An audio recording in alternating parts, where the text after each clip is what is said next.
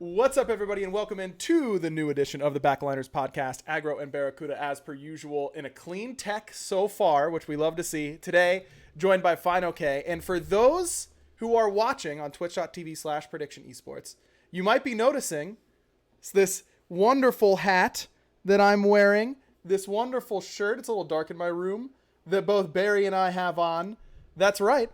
It's very comfy. Brand new Backliners merchandise. Cue the switch over to this. Hey, there it is. I'm going to post this in the chat in just a minute, but you can get your hands on some Backliners merchandise. We'll be sure, if you're listening to this, that we'll put it in the description and all that kind of stuff. And you can catch it on our Twitters as well.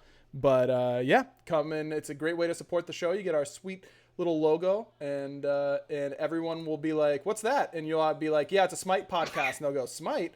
And then you'll be stuck in a conversation for like 20 minutes. It's like League of Legends. Right. It's just like League of Legends, except smaller. That's what I always say. It's like a less popular League of Legends. Dude, I went to get ice cream last night, and I'm wearing the Smite. This is such a funny story. I'm wearing the Smite Season 7 World Championship hoodie.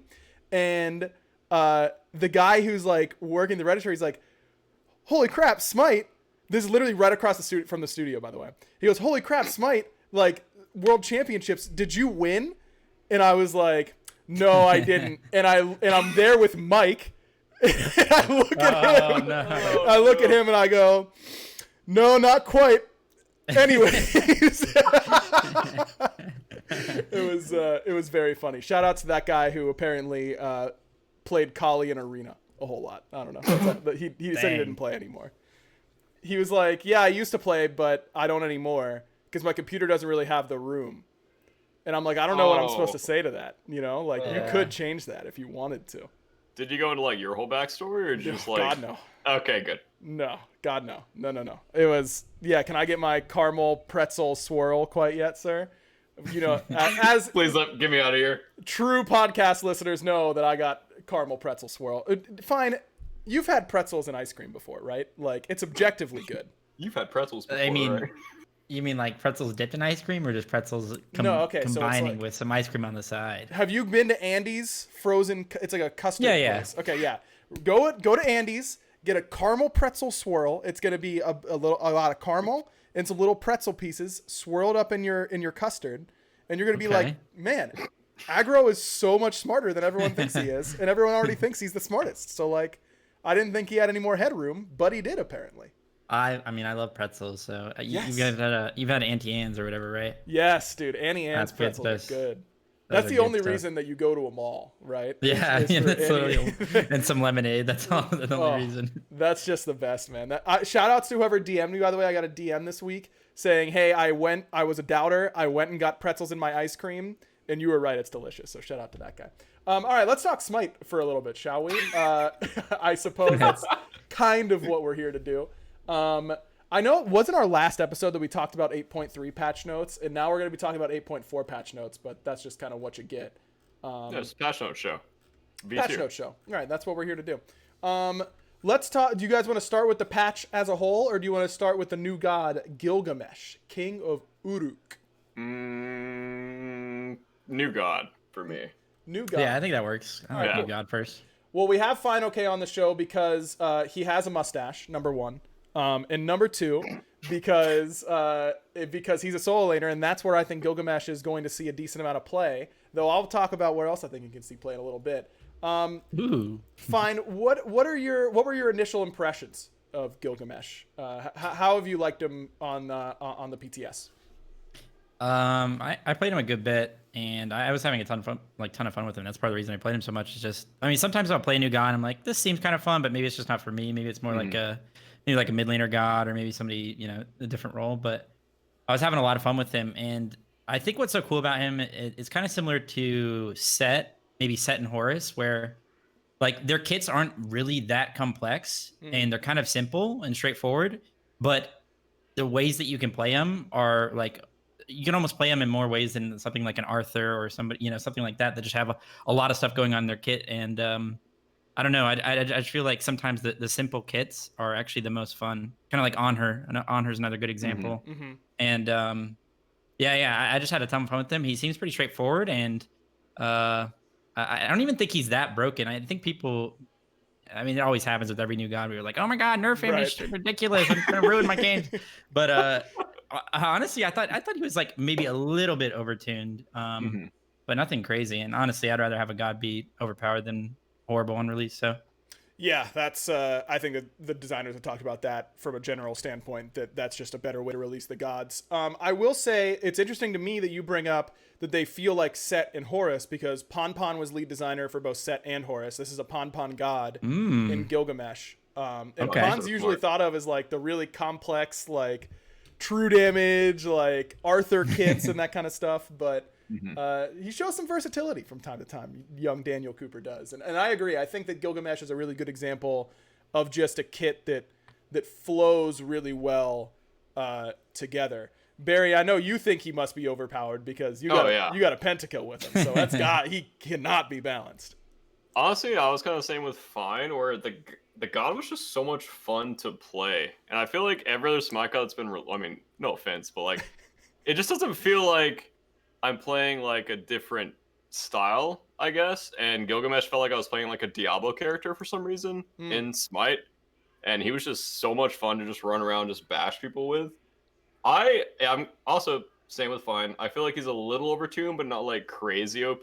Because I mean, no one knows how to play against new characters when they come out, and then the initial reaction is, "Oh my gosh, this guy one-shot me. He has to be OP," etc., etc., etc.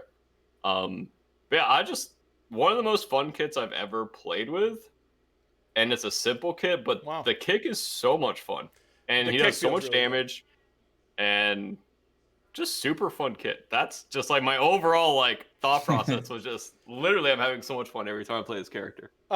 Where you guys both mentioned that you think he's a little bit overtuned. If you had to maybe not even suggest a nerf or anything like that, though you can if you want to, but like where do you think he's a little bit too good? Is it damage output, control, like cooldown's too low? Like what kind of comes to mind first when you think about what makes him really strong? When I was playing him, I thought his kick damage was a little too high.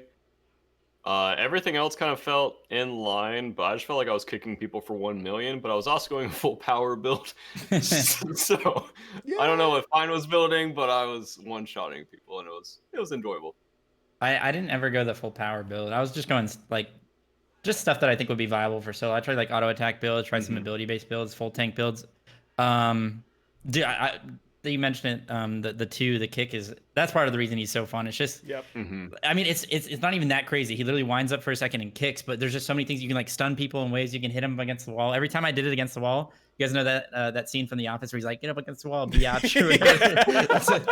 That's what I thought of every single time I did it, and that ability is just really fun. I do think that like it goes along with like him being simple but fun is that he's just really smooth. Like all of his abilities feel really like natural. He can auto attack, cancel his one, your jump, everything.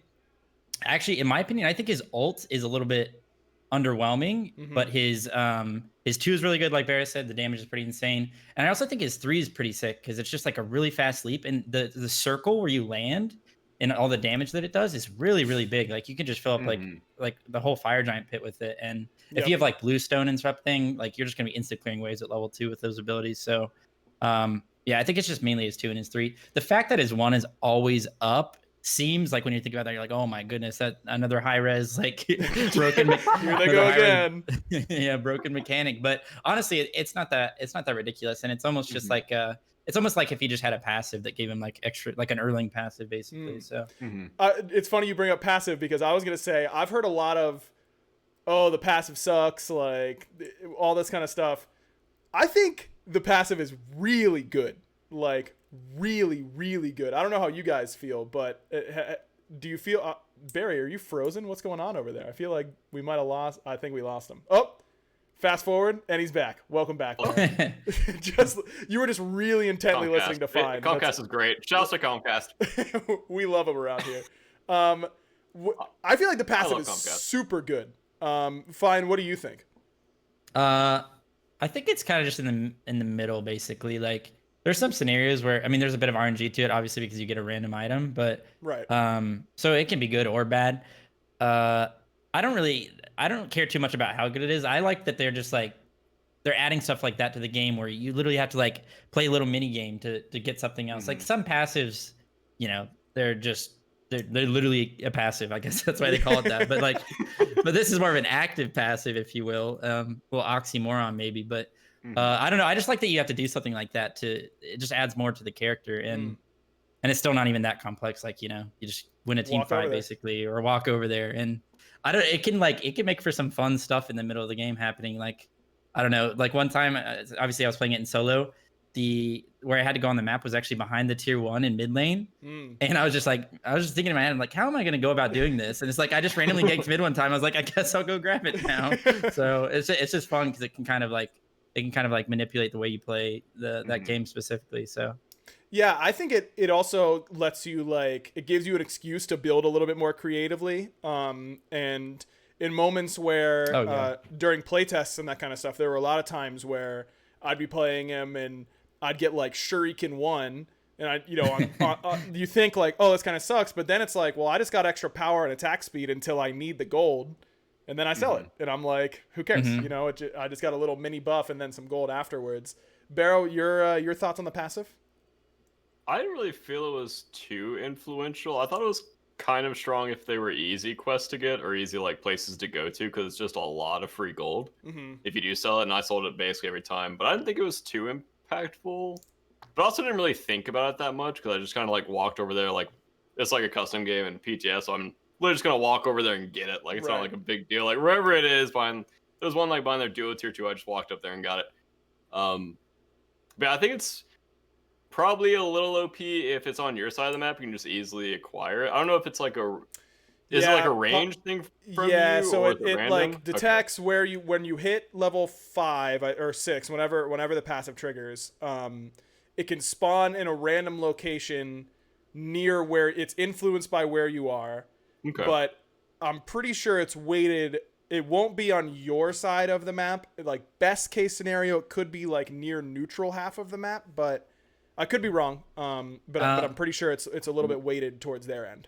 I had a couple times when I was in solo. It was that new little area where you can walk through blue buff. It was literally right there twice. So it was actually not too far away. Yeah, pretty easy to get to. But yeah, you definitely have some moments where it favors you. I will say I had one. I think I had one play test where I got Gem of Fate, and I was thinking oh, I was about to mention that. That is the best one to get.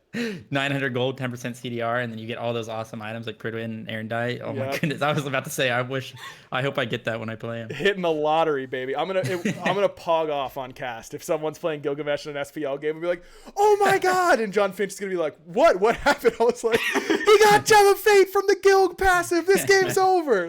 No chance someone could come back from that. Not gonna lie, I had no idea what you guys were talking about until you said the item. Okay. Yeah, it's the Arthurian items. I don't know the name of the items. I know the names of the tier 3s, but who knows the other ones, bro? I mean, I just know it because it's 900 gold for 10% CDR, which is arguably kind of bad, and I just think but it's the most expensive, so right? It's the most expensive tier 1. Which makes it for the best already. Items. And then you're going to be building Pridwin on him feels really good for sure. Yeah. Speaking of items that feel good, I think that from and I got the chance to play test a decent amount. I've talked about it on Twitter now, so I feel a little bit more comfortable talking about it. But during the off season, I was working with the dev team, and that meant that I was play testing a bunch of times. Dude, you mentioned the height in the Gilgamesh leap. I remember. Hopefully, I don't get in trouble for telling any of these stories, but I think it's fun. The first time I played against Gilgamesh, he went twice as high with his jump. He literally looked like he was blasting off into space. I was like, what the heck was that? He came over mid lane wall, and I was like, oh my god, what is that? It was so funny. Same speed or? Yeah, he literally it was maybe a little bit slower, but it looked like I was getting chalk-ulted from the heavens. Every time he jumped, it was fearsome. I was like, it reminds me of the superhero landings. From, the movies, which is why I think it's really cool. Yeah. It definitely feels really good. But I will say that he felt the strongest to me with something along the line, kind of like an Amaterasu-esque build where, you go Ninja Tabby, maybe a Frostbound Hammer, something like that, a Talisman of Energy, try and pump up that attack speed a little bit and then be able to be pretty sticky. Fine, you mentioned you tried a lot of builds. Do you have a favorite that you tried?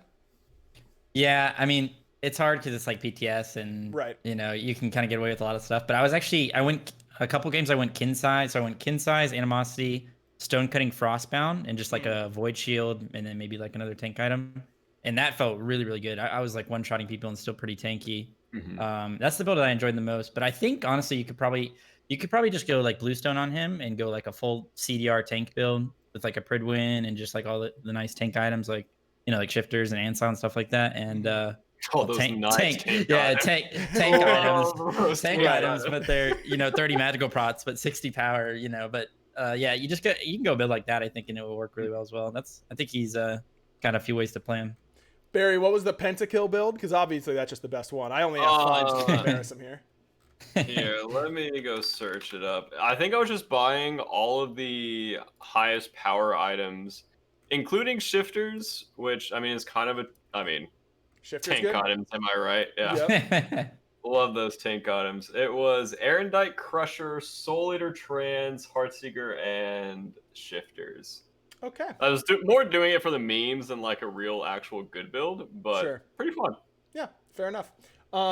Before we move on to some of the other like balance changes and that kind of stuff, there is an update to the Conquest map in 8.4. It gets it becomes night. It's I forget what the story. I was a little sad about that. The story beat is it's different, and even if I personally prefer the darker map, but I understand why people wouldn't.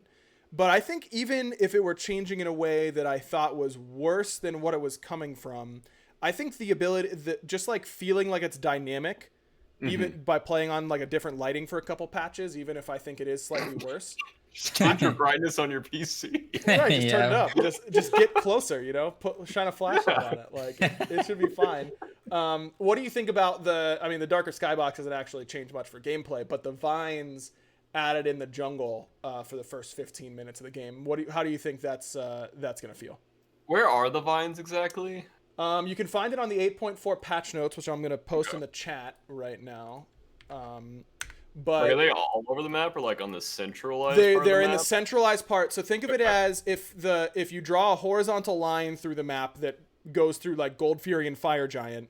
They are on each end of that equator line, basically, all across it. So from Gold Fury all the way towards right side mid Harpies, there are vines that will spawn. It's like where the ADC, like say one team is pulling gold, the ADC walks in to check. It's like right there, right? Correct. Yeah. Yep. You'd either have to break the vines or walk around in order to see it. And the vines are not hard.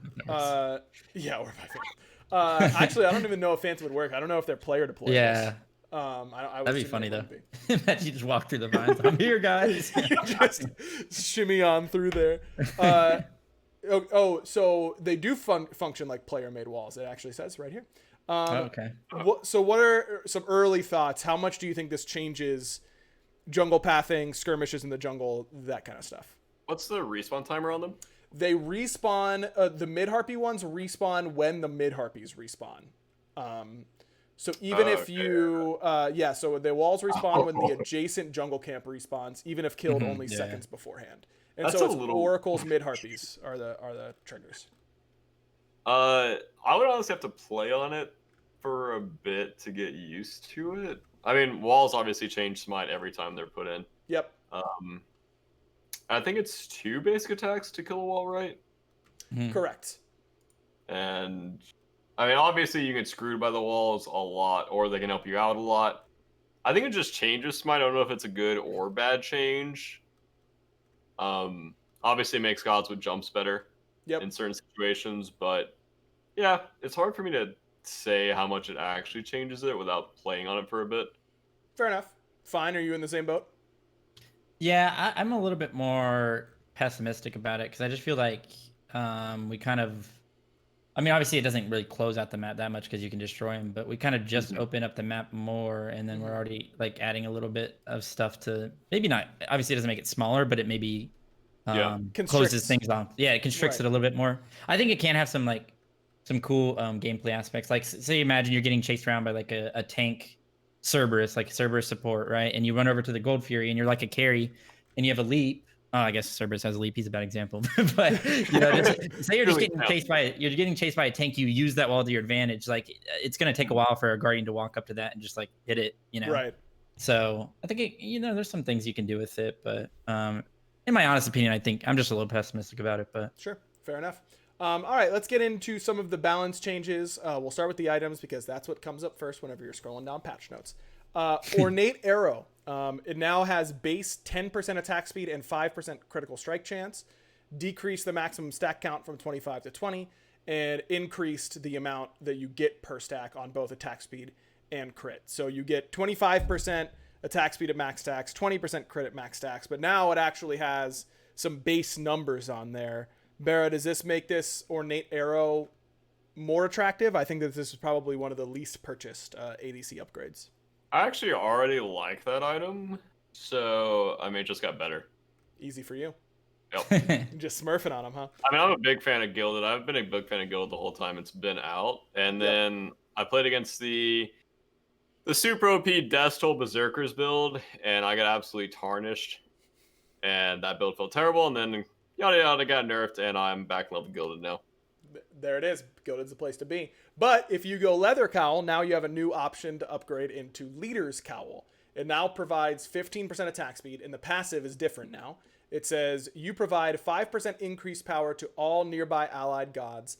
This aura gains a bonus stack for each allied god within 55 units, causing it to provide an additional 3% increased power. For each enemy god within 55 units, a stack is removed. So basically, it's very wordy, but that's what you kind of have to do. It gives you 5% power to all nearby allied gods, no matter what.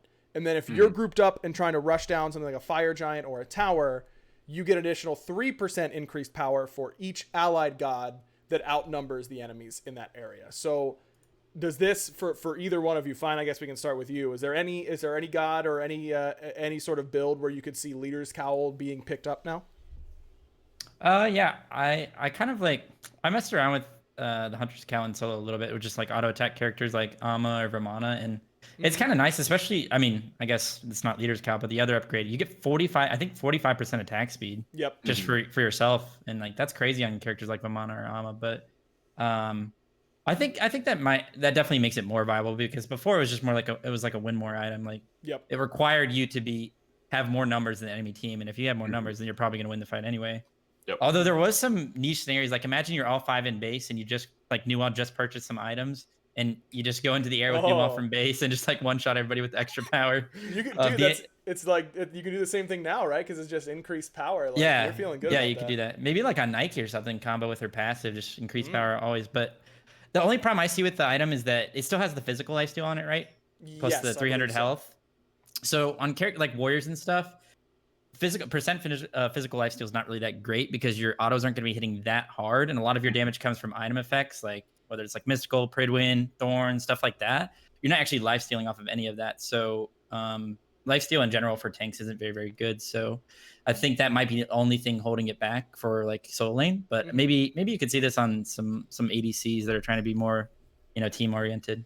Yeah, I think if Leather Cowl becomes the go-to starter and you're running a double hunter, you don't really, the auras wouldn't stack from Hunter's Cowl. So if one of you goes Hunters, one of you goes Leather, you end up with a ton of attack speed and a ton of power. You're probably feeling pretty good about that. Barra, any consideration of Leader's Cowl over Hunter's Cowl? This item seems really, really, really strong on paper right now. Like, especially for like fire insane. giant fights. Like, yeah, I'm just imagining like a Fafnir with Girdle, and you're all grouped trying to burn fire, and you have a secure mage, and that thing's dead in like 3 seconds. Yep. That seems kind of scary from a competitive standpoint, kind of terrifying. But actually, I mean, it seems pretty good. That's a ton of bonus power, and the attack speed's pretty nice as well.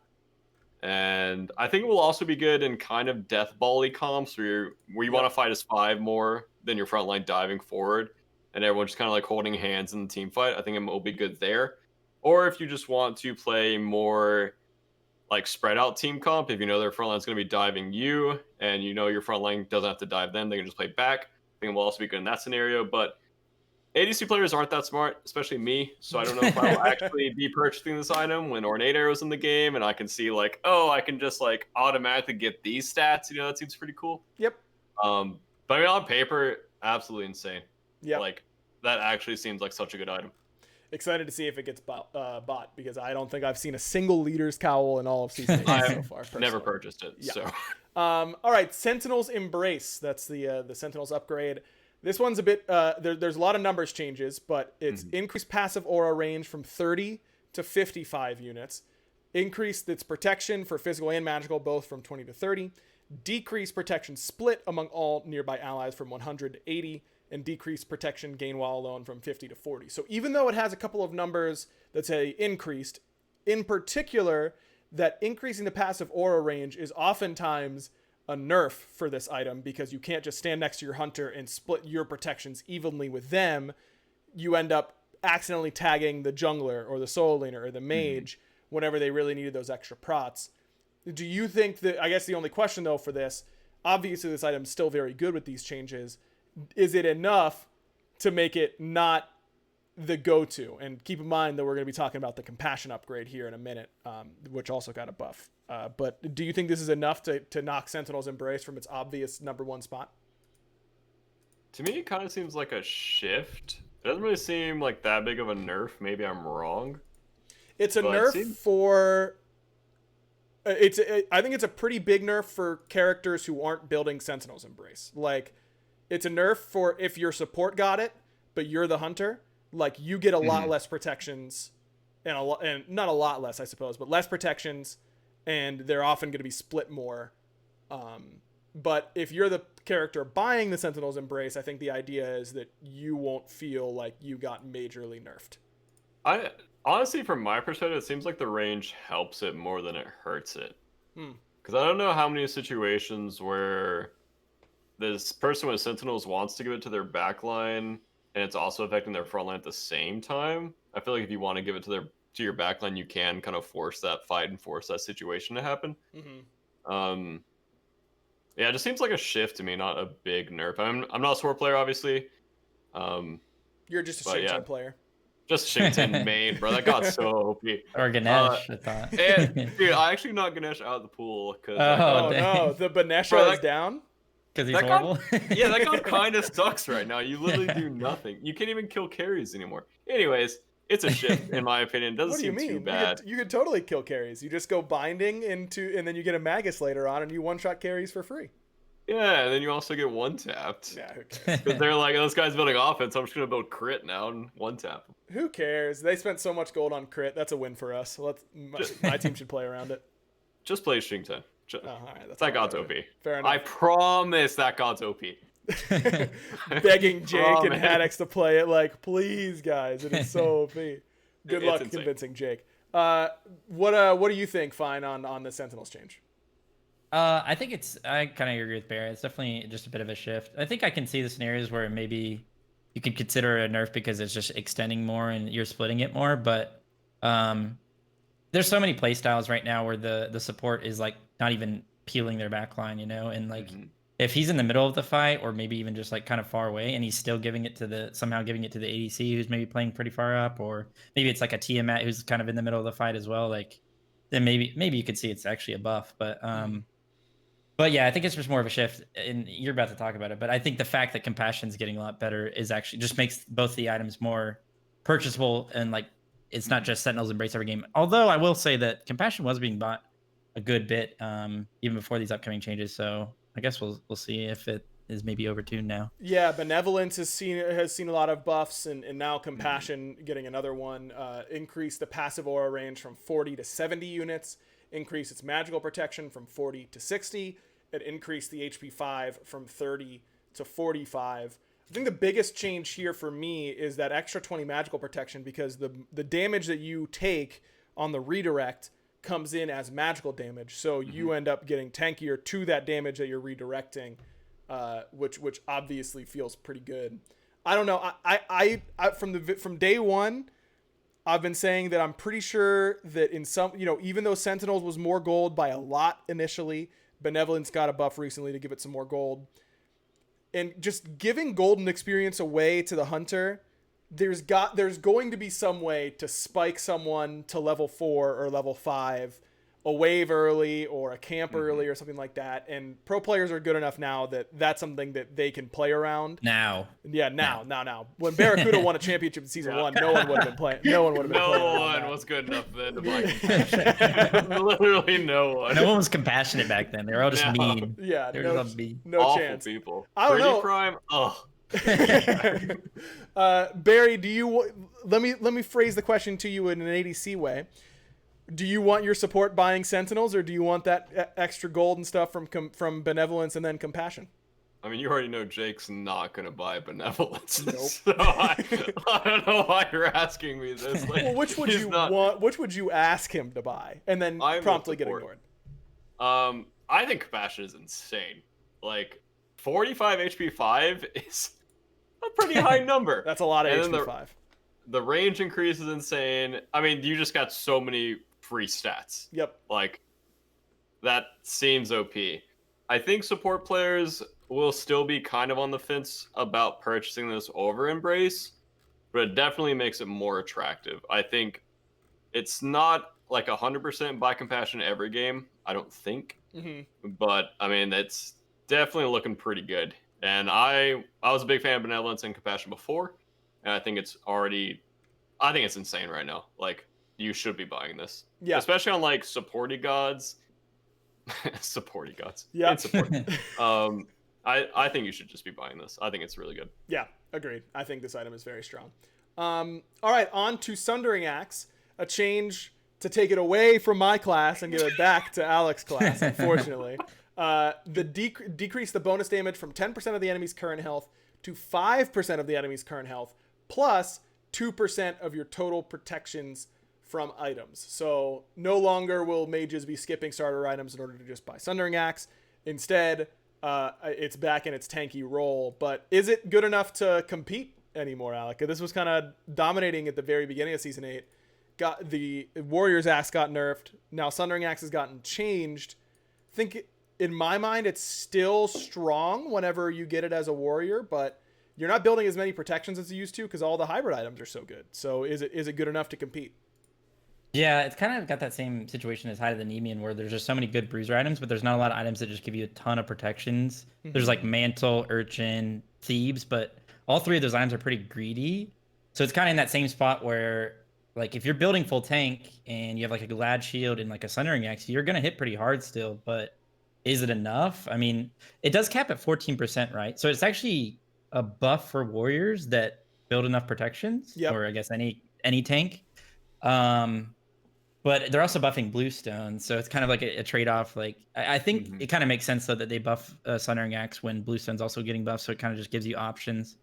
Just the only problem with this item right now is that with the fact that, like, the thing about Bluestone is that it gives you a crazy early game, but also the base stats, it gives you a ton of HP 5 and MP 5. So even if you get poked out in the lane because they have maybe they're just like a little bit tankier than you, the health that you get back from Warrior's Axe doesn't even compare to the HP 5 you'll have all game from a Bluestone. You know what I mean? So it's almost like Bluestone's tanky stats are almost as good as Warrior's Axe stats, and it's just going to give you so much better early to mid game. So I don't know if this item will actually be purchased too much. The only times I would say maybe it's purchased is if you skip your starter item, so you don't have that bad early to mid game, and you can kind of just buy Sundering Axe later on in the game.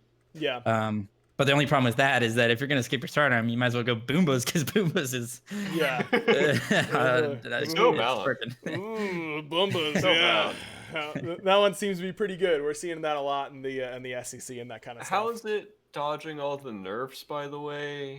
Just wondering. Yeah, it's good. It's just that I think the jungle, in my mind, from my perspective, the jungle starter items just received so much like balance on the initial the base versions, and Bumba. I think a lot of the feedback was that now Bumba's dagger feels really underwhelming in comparison to especially Eye of the Jungle, but mannequins as well. So the only reason that you'd go Bumba's is for the upgrade, but the upgrade is so much better than every other upgrade. You can also rush boots with Bumba's, right? Yeah, you get to go boots too. Which is good. Insane, by the way. You have full boots at 2 minutes on the map. Level 3, cool. Gank one of the side lanes for a free kill. Yeah, that's fun to play around. That feels pretty good. I would assume that Bumba's is going to be a topic of conversation for sure, because it has been very, very good. But I also think that trying to, for me, it's bringing. I think Bumba's hammer in my mind definitely needs a nerf, and then Bumba's spear as well. Like, What does that item even do? Scam Does popping anyone up even know instantly what in that chat. item does? I honestly Yeah. don't. Like, I'm starting to prep for SEC and that kind of stuff. Couldn't tell you what stats are on Bumba Spear or what it does. Like, Okay, let me guess here. I think it's Okay. 60 physical power, 90 magical power, I'm pulling it up. something else, and then the passive is you do 30%. 30. I think you something do else. 30% more damage to every like jungle boss on the map. The only reason I know that is because if you go on Mercury and you have a crit build, you one-shot fire. Like you do it so fast. That does seem But- decent. Let's see. But I don't think it's a. But what jungler wants to do objectives, right? Like no jungler really Yeah, wants yeah, to hit that objective. Like Right. Yep. Sam in the Ah, chat, of so course, bad. defending Bumba's, but he does bring up a pop good out of point. nowhere. Bumba's dagger base stats 50 health, 50 mana. That's the base Buff- stats for Bumba's dagger. Buff Bumba's dagger, increase the cost, and nerf the hammer. Write that The down. hammer Write is- that down. The hammer is really SpongeBob fun. voice. It's just a fun item to have in the game, so you should definitely be careful with how they do it. Yep. But No, just kill it. Just knock it down a little bit. Fineokay Very- thinking about how he can play Athena solo with Bumba's, like, come SPL time. Oh, it's fun. Yeah, that's fun. But Barry, just go Boombas on ADCs. You don't have to complain. Bro, I've actually been thinking about that. It's Yeah. so OP. Yeah. No way it's worth it to go. Your base stats, as Sam pointed out, are No. 50-50 on health and You mana. skip it. You just Yeah, skip skip it. Just What go would like you trans start? 2 start. Trans Trans 2 two. start? Yeah, I guess. And you then could. go like a chalice or something, unless you don't need the chalice to slam all that HP pots. Okay. All right. I mean, you really don't have cooldowns when you go that item, bro. Like, Yeah. It's pretty good. That's where I'm gonna leave it. It's pretty good. So is Bluestone, as Alec mentioned, a buff. oh yeah, sorry. Bluestone pendant 10 to 15 on the base version on the physical power, 25 to 75 on the passive. I think that it's pointless to say is this item really good now. It's obviously very good. Is it so much better that you wouldn't consider another starter, particularly in solo? But also, Barra, for you, is it so good that you would consider going it on ADCs now? Fine, we can start with you. I would say that it's not so good that you just have to purchase it every game. But the only reason I think that, and the only exception I think is because of Tainted Steel. Yeah. The upgrade for Tainted is just so sick late game. Not only because of healers, but mages have Soul Gem, people have Lifesteal, ADCs have Death Toll plus Dev Gloves. Like there's just so much healing in the game. Mail of Renewal. That just having a 50%. It's not an aura because you actually have to hit people to do it, but it's basically an aura because you're in the middle of the fight. You're hitting a lot of people. Having that late game is actually, I think, definitely better than just doing a good bit of more damage with the Bluestone upgrade. And I will say that it's a little bit troll to me that they buff the power of Bluestone when it's already purchased on pretty much every warrior, and it already gives you the best clear in lane, gives you the best early game, gives you a lot of pressure. So I think maybe buffing the base of it was a little bit unnecessary. I will say that, but I don't think this is gonna completely put it over the top. I don't know how much, like, I want to see, like, let's just say I play Arthur late game with this and just hit an ADC with 8 abilities. How much damage are they gonna take from Bluestone? I haven't done the math at lot. all. A lot. A lot. All of it. They'll die. Yeah. Yeah. Like a big number to me. If they don't Well, have keep in relics, mind- you kill them. They have a compassion on them. They have a shell. They have a Oh, lotus crown hitting yeah, them. They have a everything's sobs. up. No, I'm just kidding. Yeah, they're gonna DDoS you midway through as well. Like, Yeah. you got a lot of Conquest That one's already hit me. Microsoft. right.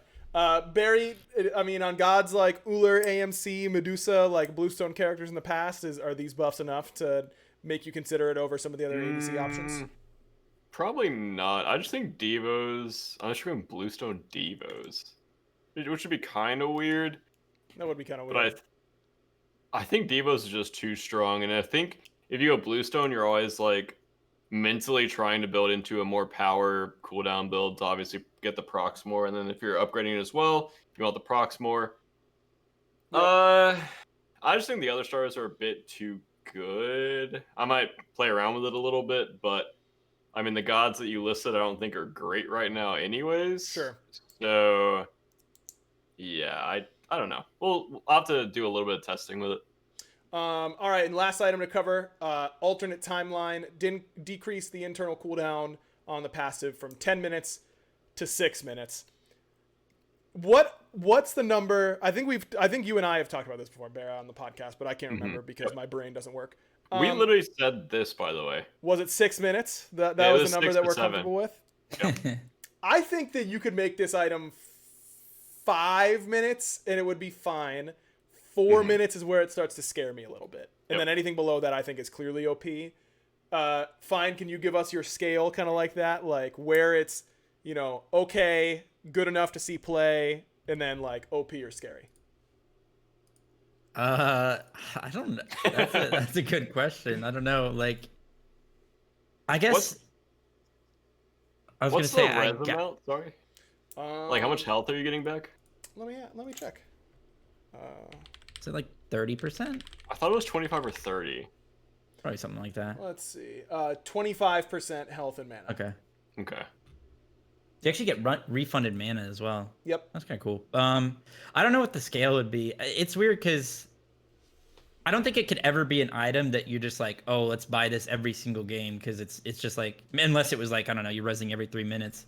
But it doesn't make you do more damage, and mages, like, you know, usually a mage's job is to just do tons of damage. Yep. So it might be more valuable to just do more damage with your initial abilities than survive a little bit longer in a fight. You know what I mean? Yep. So I don't know if there's like a scale for it that would be great, but I don't know. That's a tough question. I would probably say 6 minutes might be actually a pretty good spot for it, because then it might be in a spot where you can use your relics in the fight, and then maybe if you fight right after, you'll have that up instead, and it might help you out a little bit. Yep. But I don't know. The problem with the item is that if you just get rezzed in the middle of a fight and you respawn really fast, like it's only like a 1.5 second until you respawn. 1.75. Right? 1.75. Like that's not that slow, but it's also not that fast. I feel like you're just gonna respawn, get killed pretty quickly. If it took like 5 seconds for you to respawn, and then the tanks are like, okay, we can't really focus this guy. Like we're not just gonna sit here while we're getting hit by everybody else. Right. Then I think it would make the item a little bit more viable, maybe even OP. But yeah.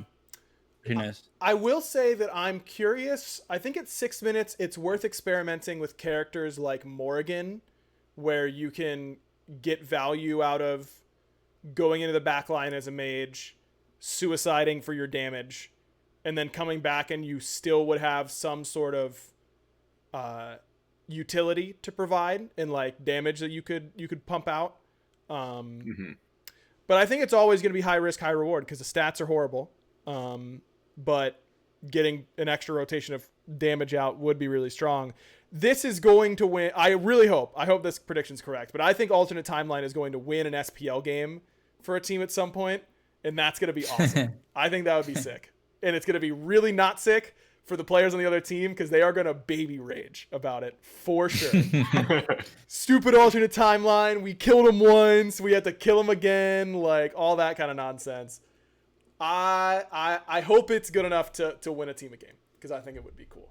Imagine a meta where it's just like bot every game, so you just like start picking characters to counter it. Like you pick Scylla, you're like, all right, hold your Scylla ult until he rezzes, then you're gonna get the reset. Yep, you're gonna get the reset in for free. Again. Yep. Your BaRRaCCuDDa, it's just a buff to BaRRaCCuDDa, honestly, because he's gonna be 25% out. But that's too easy for Rod, and it needs the buff to be clear. Rod sucks. Yeah, it does. All right, we have to run before we get into the gods. We're kind of running out of time, so here's what we're gonna do. We're gonna run a quick ad. With my amazing technical skills as always. Then we're going to come back, we're going to rush through all the gods, and then we're going to get out of here so we can go about our lives. All right, we'll be right back here on the show. Bang. Look at this ad work. Join Ignition Casino, your go-to destination for the best online poker, table games, progressive slots, and much more. Sign up with the promo code Ignition777 and deposit using Bitcoin to get 25 free spins on 777 Deluxe. Bang. That's how we do it. Nice and ugly, because that's how we do. All right, so let's get into the gods. We're going to kind of rapid fire these. Achilles, a pretty good buff. Lost a second of cooldown on his 1 and decreased the bonus damage taken on his ult from 10% to 5%. Where does this put him in the Soul Lane meta hierarchy here? Fine. I'd say he's just like an A tier god. He's still probably around A tier. Kind of feel like he's not useless late game because he has an execute, but I don't know. I feel like there's so many other characters that just do a whole lot more at being annoying to their backline. Yeah, but how many other characters let you be on every highlight reel forever for rotating mid and getting a quadra execute? You know what I mean? Like, come on. Yeah, that's true. Okay, maybe he's SS. Bacchus, big chug buffs, decrease mana cost from 40 to 20 at all ranks, decrease 2 seconds off the cooldown, 10 to 8. And then increased base damage on the 3 looks like by 5 per tick, which ends up being pretty impactful. Barra, you want to see some Bacchus alongside you in the duo lane? I already thought this guy was pretty good, just because I think Mirrodin's really good on Bacchus, and I think you can kind of one-shot people and play teamfights kind of interestingly. Yep. But I don't know for SPL if it's actually good enough. I feel like there's a lot of interrupts in the game and a lot of gods that just kill Bacchus, and flopping in is always scary unless it's like a free flop. Yep. I think he's all right, but I don't think it's really changes too much. I'm gonna follow up with what Barra said with one word why I don't think Bacchus is gonna be meta, and that's Ansile. Thanks for coming to my TED Talk. Oh yeah. Yeah. Just ruins that character. Boomba's Bacchus though. True. That's Boomba's Bacchus could be the truth. Yeah, that's a nightmare. There you go. Yorm increased the duration of the empowered attack speed buff from 1 second to 1.5 seconds per stack on his 2, and reduced the cooldown on his 3. Was 16 flat, now 16, scaling down to 12 as you level it. Same question from Achilles here. Fine. Where does this leave Yorm? I don't know. That's a really good question. He kind of in a similar spot as Achilles, where he feels kind of useless late game. Is like it's kind of hard to hit your ults, and if you're not hitting your ults, you're pretty much not doing anything. But I do think the fact that that's a 4-second reduction on his 3, maybe you could just be a little bit more annoying in the team fight. Especially because a lot of times you don't even build CDR in this character. So, do you think unless you're Nika and you're building Chronos Pendant? True. Yeah, that's true. Do you think with the lower cooldown you turn into more of like a setup god than like I would say like an assassin? Because I feel like the one time Zorn was really good was when he was like the Void Stone was like flat pin, and you could build like all those cool flat pin items that one shot the squishies. Yeah. Do you think he could be more of a tank character now, or? Yeah, maybe. The only problem is that his other 2 abilities aren't really good as tank abilities. True. Like his 2, you can just interrupt a ton. You can just walk out of it a lot of the time, and his 1 is just like it's like a measly slow, and if you're not building damage, it really doesn't do a whole lot. Yep. So that's the only issue I'd say. Maybe you can go more bruiser, and maybe go something like alternate timeline on him, so you get your 3 back up after you die. Interesting. Every 6 minutes, baby. There we We're go. working now. Let's go. It all comes together. Alternate timeline Yorm coming to a Soul Lane YouTube video near you. Merlin on Dragonfire. The changes overall lost some decreased max stacks on the Dragonfire protection reduction, increased it per stack. It's ends up being 4% at all ranks per tick. Overall, this just makes the Dragonfire damage on gods a whole lot more effective. I know everyone was probably freaking out. I want to remind everybody that Dragonfire Prot Shred no longer works on objectives at all. It is only on gods.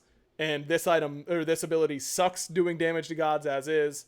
Personally, I think it's fine. Like it was 3, 6, 9, 12, 15%. Now it's 16% at max stacks all the time, but you're not getting max stacks that often anyways.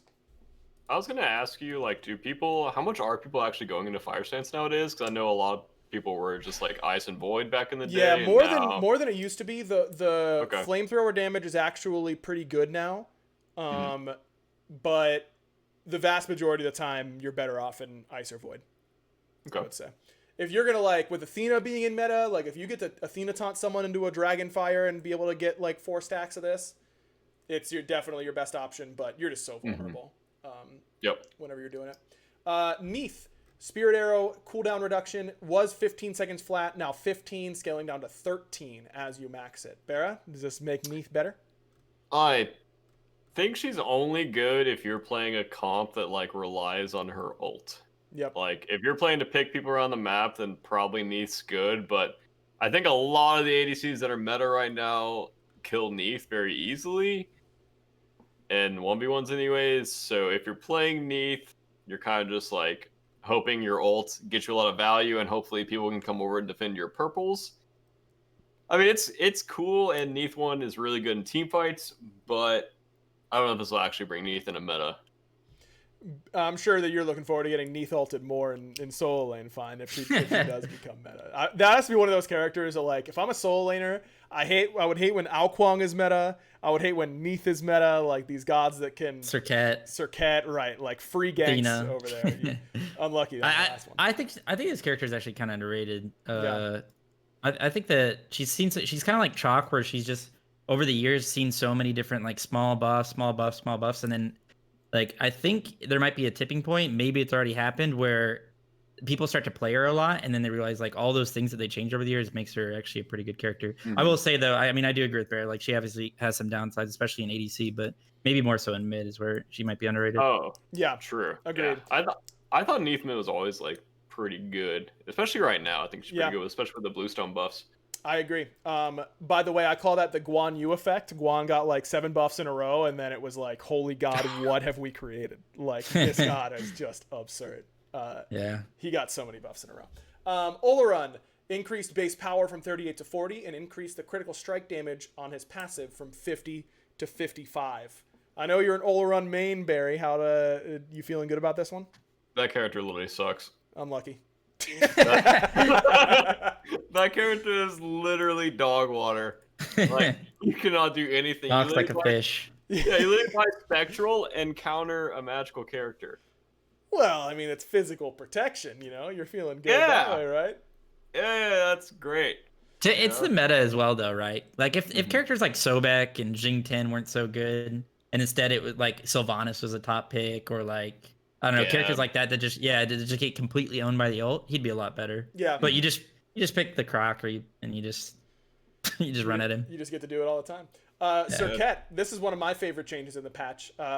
Change on the Catalyst passive. Stacks will only be consumed in extra damage dealt if Serket successfully damaged the god. So if it gets eaten by an upgraded Shell or an Aegis, that is a ton of her damage overall, and I think it's going to feel a lot better to play Serket.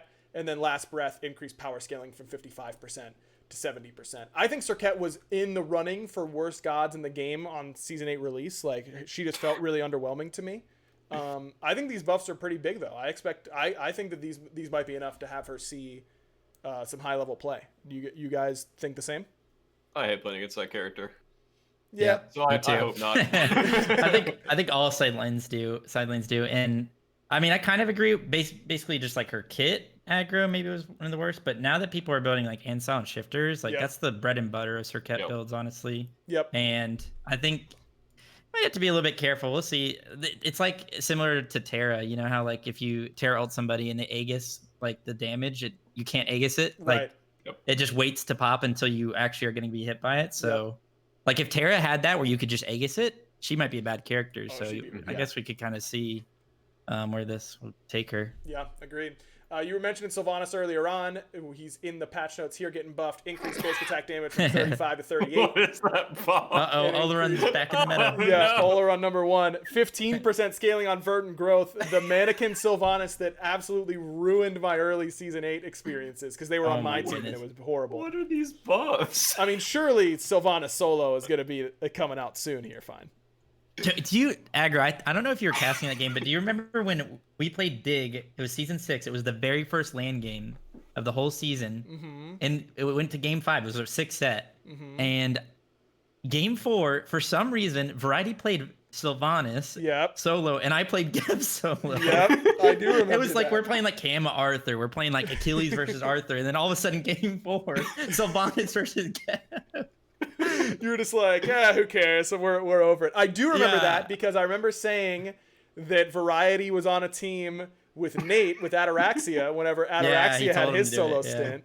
And Nate loved playing Sylvanas solo because he always said that Sylvanas had more scaling than Poseidon. That like his ult scaled harder than Kraken, which is numerically true and also not true in practice but at it's all. a dot. Right. It's a dot. Dots are always worse than burst damage. Exactly. So I don't know. This Sylvanas buff does not. It feels like a small nod towards the Sylvanas mains and a good luck because it's. I don't understand this. I mean, the increased basic attack damage by 3. Remember, it's AOE, so it does like. It is. Yeah. What? Remember, it's AOE. Oh, I thought very being sarcastic. I thought he was like. I know. I didn't think Bear had any acting chops. Apparently, he has a little bit. I just thought he was a stupid ADC. That's all there is. Keep in mind, he can take purple buff as well. So not only is it increased 3, but it's increased 3 per whatever amount of seconds purple Bear, buff gives you. Who do you play week 1 in SPL? Sanguine. The Leviathans, you mean? Leviathans. Man, I hope Rongu picks Sylvanas, picks up purple, and absolutely rams it down your throat. Also, this patch comes out like 3 days before we play. Yep. So that's be just fun. unlucky, you know. Should be fun. Tiamat, a whole lot of nerfs. I don't feel like reading all these, to be honest with you, but a nerf on her passive, she's less tanky. A nerf on her serpents, they push worse. A small buff on Summon Storm because that wasn't feeling particularly impactful. Overall, Tiamat feels after this round of balance changes. I've seen you playing her a lot. Yeah. I actually have a big gripe with this change because I think that she is really, really good in mid, but just like a okay solo laner. Maybe not even okay. Maybe even like less viable. Yep. And this basically removes all of her potential in solo lane because you have to build up to 600 magical power to get all of her mitigation. Yep. And that's not something you can really do as a solo laner unless you're trolling your team or maybe you have a frontliner somewhere else, like in jungle. Yep. So it kind of hurts her solo lane potential a lot. And I think it just kind of removes a little bit of variety from the character. And I think what they personally could have done was just made it scale off levels so that early game you're not as you don't get as much mitigation, but late game you still get similar mitigation and it doesn't really hurt the way you have to build her. You know what I mean? Yeah. So yeah, that's interesting. That sounds good. Barry, you think Tiamat good, not overrated? What?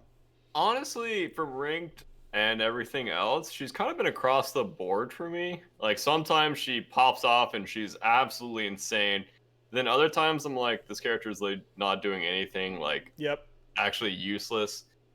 And I can't really tell exactly what scenarios those are. It's just like some games I'm like, oh, I'm getting one tapped and she's unkillable. In other games, I don't even see her in a team fight. Like, where'd she go? Right. I think this might push her out from competitive. We'll see. But I mean, split pushing is obviously always good, and being able to force things around the map is always good. Yep. Yeah, it's just weird. I think it might have jumped the gun a little bit, but yeah.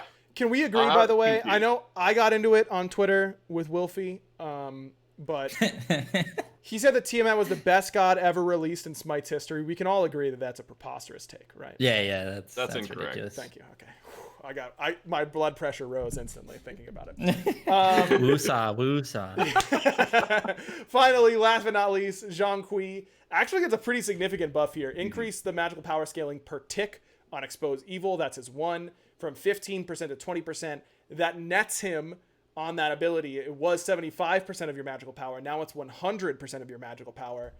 This ability, when Zhang Kui was being played by filthy degenerates like John Salter in the duo lane not that long ago, it was because I think a big reason of it was because Expose Evil was really strong. Then it was that it was always off cooldown, but now the damage going back on it, I think Zhang is already kind of underrated. I think he might be legitimately good with this change. Fine, you're not. That character's just bad. Oh, sorry. No, you think he's bad? Dude, yeah, you just sunder him, and then what? What do you mean? It's so easy to get sunder on so many characters now. That's true, but I think that's all. I mean, you've always been able to do that, Zhang. Just kill him, LOL. But but to be fair, like it depends on how much damage he does. Like if he can do a bunch of damage to all 5 people while being killed, like a lot of times that'll instantly win you the fight. Yeah. And I think this is a big buff, and I was nodding at Aggro because I was gonna say I think he's probably one of the most underrated characters right now, especially in my role. Like, I don't know, you said BaRRa, but I'm pretty sure the reason BaRRa played Zhang is because I started playing it in solo, and I was building like Pythags, Binding, and then I think the first person to do it was Funball. He started playing it in duo, and then people were like, "Oh my god, this is so annoying in OP," and then they nerfed him and nerfed the items and stuff like that. But I love this character, so every chance I can to maybe bring it back to the meta, I'll try. So maybe you'll see it. Okay. Yeah, I love this character as well, but I think you just die. Alternate timeline. Alternate timeline. Alternate timeline, baby. Oh, wait, will the ghosts still go out while you're timelined? They might. No way. No way. No shot. No. There's no way. Literally no way. Some testing so to insane. be done. That would be good. That'd be sick. I wouldn't even be mad about that interaction. It would probably need to get nerfed, but I wouldn't be mad about it. Like, Just buy it on Persephone, so you kill her, and then you kill her, and then she still plays the game. there you go. That's all you got to do. Nice and easy. All right, time for our random question. And oh no, I didn't think of one. BaRRa messaged me a question about Ice Age. I haven't seen Ice Age in too long. Don't want to talk about it. So instead, I'm just going to bring it up awkwardly and then move on. Oh, okay. That's fine. BaRRa, how come you never think of these questions? How come it's always on me? Not my job. Hello? What do you mean? What do you mean? You're a Why co-host of don't the I- podcast, right? You literally come to every episode like, oh my gosh, I have the best question today. And you just hold it for 50 minutes. What do you mean? I say that never. I always go, oh crap, I didn't think of anything, and I try to think of something on the spot. Except for the few episodes you're like, oh, I actually thought of a. That's true. question That's for it. today. Okay, how about this? I'm hungry for some pizza, and that's usually how I think of these questions. Is what I'm hungry for. I haven't had pizza in a while. Describe your optimal pizza toppings. What do you like on your pizza? And also, I mean, BaRRa's not going to think about any of this, but for Fine, who might be a little bit smarter, like what kind of crust are we looking? Yeah, what kind of crust are we talking about? You like it thin crust, a little bit thicker? You know, describe the type of cheese or sauce. Anything's in bounds here. Describe your perfect pizza. Oh my goodness. Okay, my perfect pizza. I mean, I don't know if I have a really one above all like perfect pizza. I like a few. Buffalo chicken pizza, buffalo chicken ranch pizza. Yep. That's amazing. Yep. Maybe throw a little bit of arugula on there. Ooh. Maybe. And Fancy. yeah, just a little bit of greens, you know, to make it a little bit healthy. Yeah. No, but that's probably one of my go-tos, and just like a standard pepperoni, just like a standard pepperoni, like New York style pizza. Just greasy as hell, like literally Nice and dripping. thin. Yeah, Yep. nice and thin. That too. Okay. As far as deep dish goes, or just like those really thick pizzas, I have a quick story to tell before we leave. Please do. When my dad had this apartment when we were younger, and me and my brothers were there one time, and we all got a stomach bug. But we got one of those DiGiorno deep dish pizzas, literally the ones where you like could take a spoon and just like eat it like soup. You know what I'm talking about? Yep. And we all got a stomach bug one time. I think I threw up like 13 times over the course of like 3 days. Holy God. And every time that I think of deep dish pizza now, it just brings me back to that time. So it's one of those situations I have where a it's story like that. it's Everyone hard wants to for hear me to about us eat it, puking. so. Yeah, everyone wants to hear about us puking. Whenever I was younger, do you guys remember those high C's? First of all, high C banging all the time. But do you remember the Ghostbuster high C's that were like green, like neon green? They were like plasma green. Yeah. I drank a bunch of those and ate a bunch of hot dogs and then got sick. Oh, and that bunch of glizzies. Yeah. Come on, man. It was rough out there. That was Ecto Cooler. That's it. Falcon Xerxes in the chat. Thank you. Good call.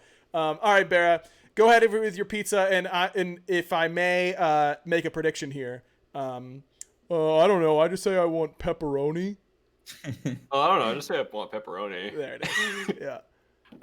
Funnily enough, me and Destiny actually kind of went vegan this week. Oh. So like I would permanently or say- just for this week? Well, we're trying it out. We're gonna try to get more like vegetable, like vegan meals in our diet. Okay. Because we watched a few documentaries this week. Because Oh, I got did you my watch vaccine. that one about fishing? Like there was something about an ocean one. I heard about it on a podcast, not this podcast, but a different podcast. Don't listen to any other Going podcasts. with this? Don't listen to any other podcasts. But anyways, no, if it wasn't that, that's fine. Seaspiracy, that's it. Yes, chat's spamming it. Seaspiracy. Zach Braff was talking about it on the Scrubs podcast, which is actually phenomenal. If you're gonna listen to another podcast, that one is acceptable. It has to be that one. That's I listened to a couple of them when I was driving the U-Haul down to up to Georgia. Yep. Yeah, they're really good. Okay, go ahead, BaRRaCCuDDa, continue your vegan options. So I assume just like a lot of vegetables. I'm a big fan of bell peppers right now. Broccoli is actually pretty good on pizza as long as it's cooked well. Mushrooms are really good as well. Yep. I'm kind of on the fence on onions, but I'm kind of more I like them than dislike them. Good take. And sun-dried tomatoes. Yep. Oh, BaRRaCCuDDa, so good. first of all, you have to know that you're gonna have to get some fake cheese, of course, for your pizza to be vegan. Yep. But even if you're a vegetarian, let me tell you this: white sauce. This is my favorite vegetarian pizza.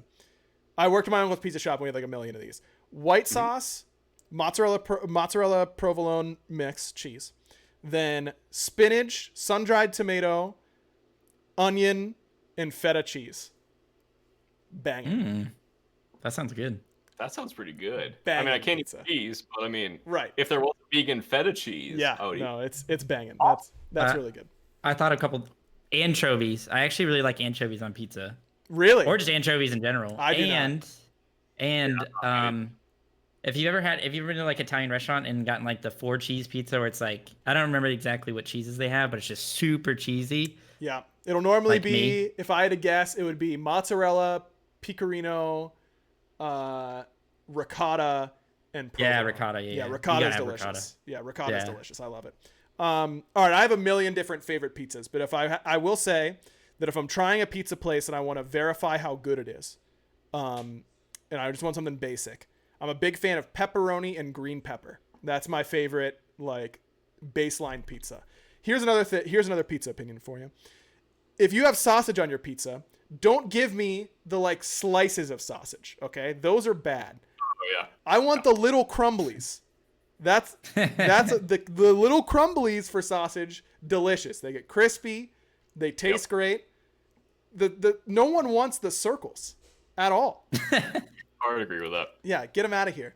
Bacon on pizza's good. Bacon pineapple pizza's delicious. Ham bacon pineapple pizza's also delicious. If you're gonna have pineapple on your pizza, it needs to be paired with a fatty pork because that's what gives it the true sweet and salty combination. Cheese with pineapple, miss me. If you're adding bacon or ham, I'm in. That's the big thing that everyone wants to know though. Pineapple on pizza, yay or nay for you two? I mean, I'll eat it if it's in front of me, but I'll probably never order it. Yep. Sometimes I get in the mood for a Hawaiian pizza. I'm kind of the same. I love pineapple. Pineapple is one of my favorite fruit, and although how it does do horrible things to my mouth, it gives me so many ulcers. But I love pineapple, and I don't personally eat it on my pizza, but I would eat it if it was in front of me. But I will say that the people that are like just religiously against pineapple on pizza are a little bit crazy because throughout the entire culinary industry, people combine sweet and salty like with literally everything. So. All the time. I know. It's ridiculous. So just get off your high horses. Seriously, enjoy some Hawaiian pizza, man. That's what you got to do.